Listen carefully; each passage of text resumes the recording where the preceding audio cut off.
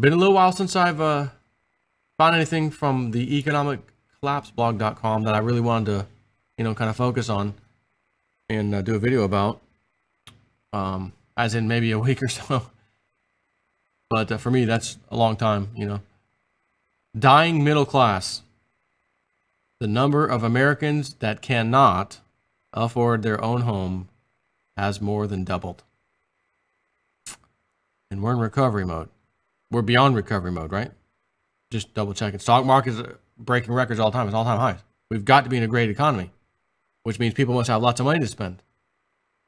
Or maybe they don't, because this article wouldn't be possible if that was the case. Have you lost your spot in the middle class yet? Oh, this sounds like a commercial. Have you lost your spot in the middle class yet? For years, I've been documenting all the numbers that show the middle class. See if JSNP4 is right for you. Ask your doctor if JSNP4 is right for you. Have you lost your spot in the middle class yet? For years, I've been documenting all of the numbers that show that the middle class in America has been steadily shrinking. And we just got another one. Another one. Another American out of the middle class.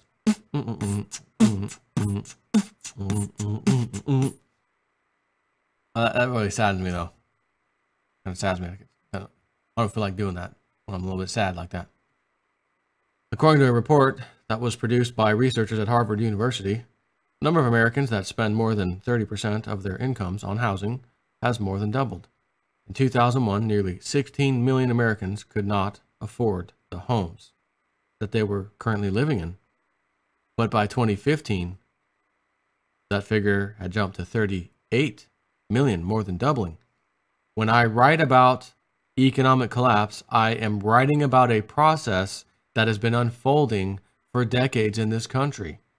Back in the early 1970s, well over 60% of all Americans were considered to be middle class. But now that number has fallen below 50%. Never before in our history has the middle class been a minority of the population. But that is where we are at now. And the middle class continues to get even smaller with each passing day. So these new numbers saddened me, but they didn't exactly surprise me. The following comes from, of all places, NBC News. Over 38 million American households can't afford their housing, an increase of 146% in the last 16 years, according to a recent Harvard housing report.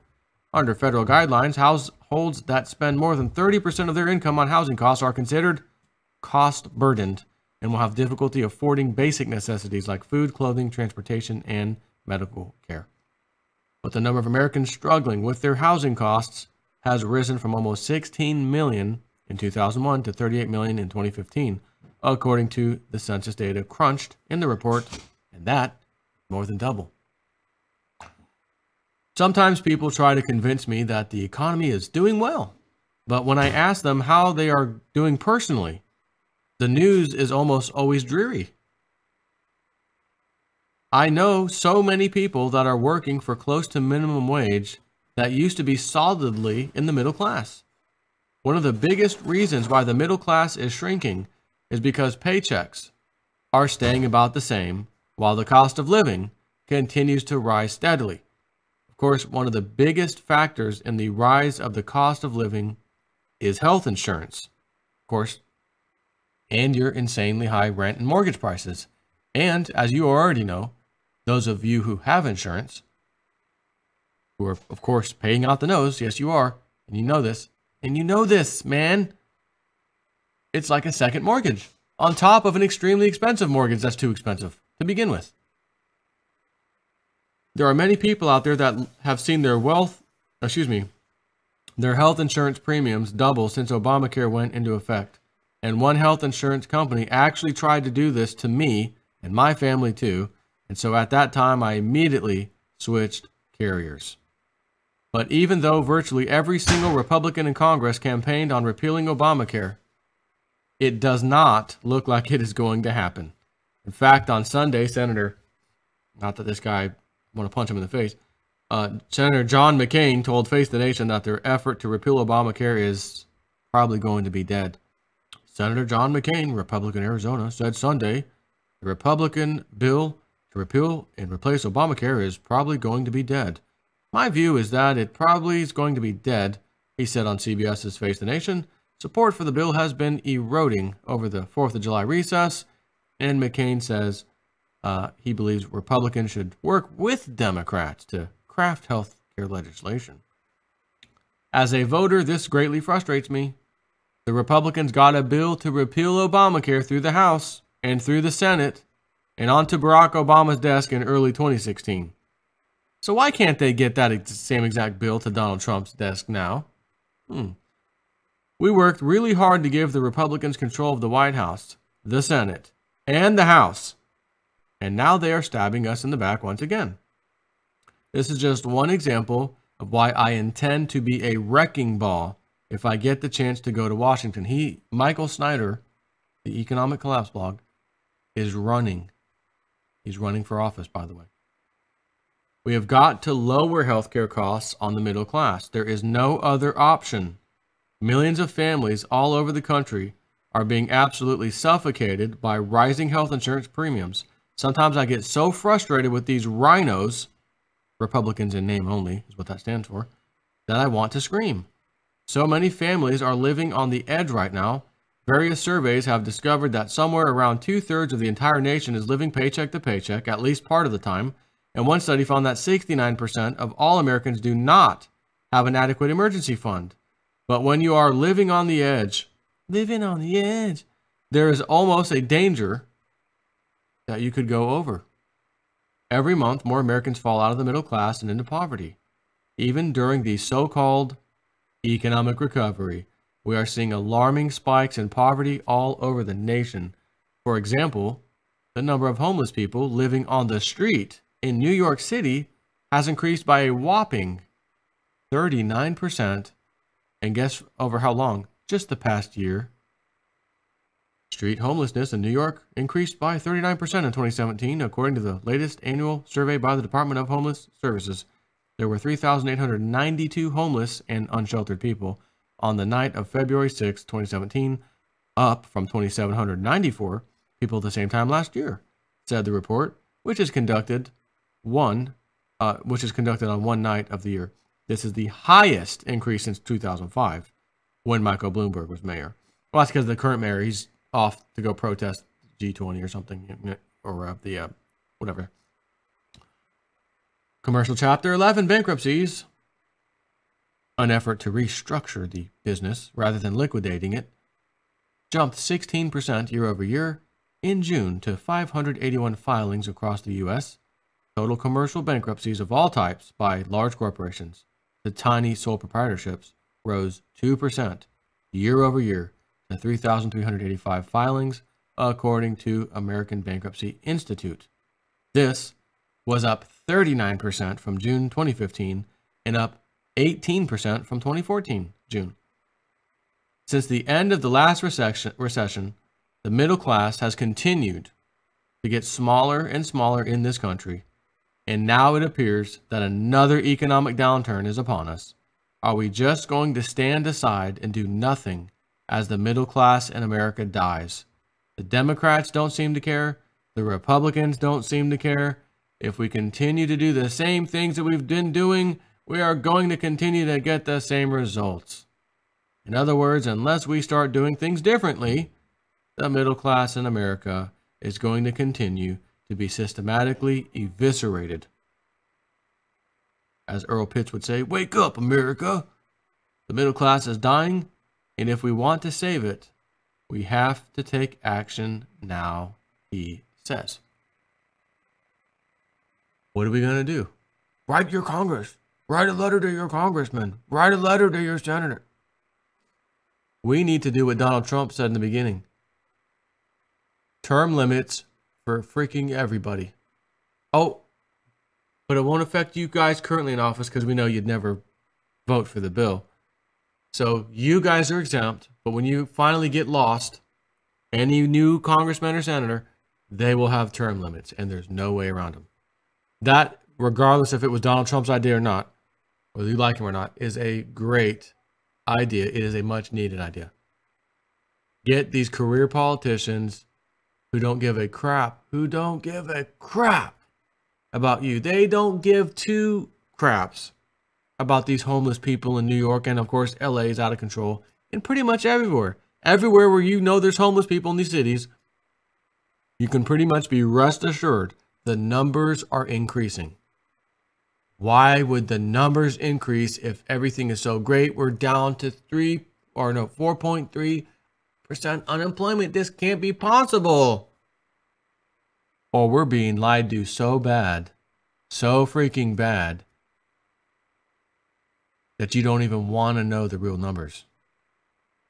You'd be sick to your stomach. You might cry. You might bury your head in the sand and wish you were on another planet if they showed you the real numbers. Which is why SNAP, EBT, let's help Riff Raff move in next to Jason at 4. He's paying $1,600 a month rent. Riff Raff can move in. Nobody's working. The husband barely works. Was working for Sears. That one, I don't know what happened with that. That's gone. Find something else. How the hell are you able to sit here and live here? Well, when their rent is $100 or $200 a month, possibly, not real hard. You can do that on unemployment, easily on unemployment. But I got to pay all $1,600. I work my butt off. I do these videos at night, right? I do little side things. I'm doing cryptos. I want to remain middle class. I'm dying. I want to remain, dying to remain in middle class, please. What can I do to stay here? I don't want to end up like these people I read about. I don't want to end up like the stuff, living in the situation, the things I'm reading for the last, 5-6 years. I come out here and do videos on. I don't want to live like that. And if I don't do nothing, I'm going to end up that way with everybody else. So, if you're not making good money at your job, keep looking. Don't ever stop. When I used to look for a job, I want to break into the IT career, industry. I was an auto mechanic. I went to school in high school as an auto mechanic, training, whatever. Got out on the job training, stayed there, great family, family-owned business, worked for them, learned an enormous amount on cars, very thankful for that experience. Didn't make a lot of money, but it's okay. I thought I wanted to do it. And then I found out I don't like this crap. Baking out here in the Florida sun out there. Oh, screw this. Hands and freaking crap on your fingernails constantly, working on people's old beaters. Oh, they need a head gasket. Oh, I don't want to do that. I do not want to be screwing with that. Like, can we just do maintenance? I'm like, I gotta get out of here. Okay. I already knew about computers and things. I was into that, but I had no kind of real experience I could show anybody. So, time to start breaking into the industry. And you want to know something? Tell me if you've ever had to do this. Had to juice up my resume a little bit. Had to juice it up a little bit. Or you wouldn't even stand an opportunity to work in that industry. So I had to juice it up a little bit. Finally landed a very basic, job. Fixing computers, things like that. Got another one doing Wi-Fi, long-range outdoor Wi-Fi connections to people who couldn't get high-speed internet. That for a while. That place was going down. I saw that coming. Got another opportunity. Boop, boop, boop. Next thing I know, the job I'm at right now is available. But now I actually have some real experience from 2 different places I could show. I remember going on the interview, and one of the managers there, came right up to me. How you doing? Listen, I have a computer problem right now, my printer. I can't print this thing. If you can fix this right now for me, you've got my vote. And I thought, oh crap, I don't know what the hell's hit, All right, I said, all right, let me go check it out. Got that thing fixed immediately. Oh, no problem. Here you go. All right, great. You got my vote. They decided we'll hire you. So I get back there, and okay, here's the IT office, and there's another guy back here. I think his name was Michael or something. He was just hired recently too, but I think they realized maybe Michael, they wanted to pick a couple different candidates to really see, because they probably understood too. Sometimes people really, really fluff up their resumes and they don't know anything. And that was Michael. And I get back there and I can smell the alcohol all over him. And I'm thinking, you're going to be responsible for the infrastructure of this whole facility. And there's quite a few people that work here. This isn't good. And of course, I'm thinking too, I don't know if they're going to try to pick between him and me, but I want them to pick me. I know the kind of guy I am. I know the kind of work ethic I have. And believe me, this company could use a guy like me, I'm sure, right? That's just the way it is. I know the kind of work I do. I know the work ethic I have. I don't play games, you know. I don't want it to be him. I want it to be me. So I saw the CEO at one point. I'm like, you know, we were talking a little bit, and I think he already kind of let me on that they weren't sure they were going to keep him. So that was my in right there. Okay, well, so but listen, I don't know if I should say anything. I probably guess I should, but I was like, man, he smells like he's got like reeks of alcohol, like he's, you know, like he's a drinker. I smells it all over him. He goes, yeah, we had to hire a couple of you to figure out who we really wanted. You know, it's going to be you. Great, you know, excellent, you know. So Michael, thank you. Have a nice day. And that was that. So then that was, you know, we're talking 2004. I think it was 2004, maybe 2005. And then I've been there ever since. And I've built my way up, and, you know, I'm IT director now, and I decided to learn on my own, no cost to the company, how to do programming and database stuff. Now I built a system for them, right? So old JSNet 4 paid off. You know what I mean? You guys didn't have to pay for anything. I learned it myself, and now we're utilizing my skills here. It's a beautiful thing. I love it. But all the time that I was trying to find this job and get into that job, all I could think of was, I want to stay in this IT industry. I want to keep moving up. And when I say moving up, I need better pay too. So, I got a job. It's full-time. Yeah, but it's only $12 an hour. I need more than that. I'd like to have more than that. And I'm going back to like the year 2002, if you will. And I would keep looking, and that one sounds better. Oh, hired. Oh, great. Now I'm making 13 or 14 an hour. Oh, great. It didn't happen overnight, but I'm happy here. But you know, I want to move up. I want to just do that. I want to fix computers. I want to do other stuff. So let me keep looking and looking. Oh, got a better job. Next thing I know, I landed this job, etc. So there are ways for you to get out of your rut. There are ways for you to not become this statistic I'm talking about here in this video. Keep looking. Don't ever stop looking. You land a job. Oh, it's just a job. It's just okay. Don't stop looking. Send your resume out. Keep going. Don't tell the company you're doing that. If it's a minimum wage job, you know, in my opinion, no minimum wage job should ever be mad at anybody who says, hey, I found a better job. I'm leaving. I know I just started a month ago, but I'm gone. It's a minimum wage job. Can't live off that. So I'm sure they would understand, right? And even if they don't, they should. You got to better yourself. You got to look out for you. And when I'm reading you this stuff every day, this isn't just made up make-believe bedtime, you know, JSNet 4's bedtime story. This is real. These are real numbers. The middle class is shrinking. And I'm thinking, man, I can help save some of those people. We're all getting into cryptos together, and we're all making some money together. This is a beautiful thing. A bunch of us could still remain middle class potentially. You know what I mean? This is crazy. But anyways, that's all I wanted to just talk about. I want to kind of end it with that little story. You know, true story. Take care.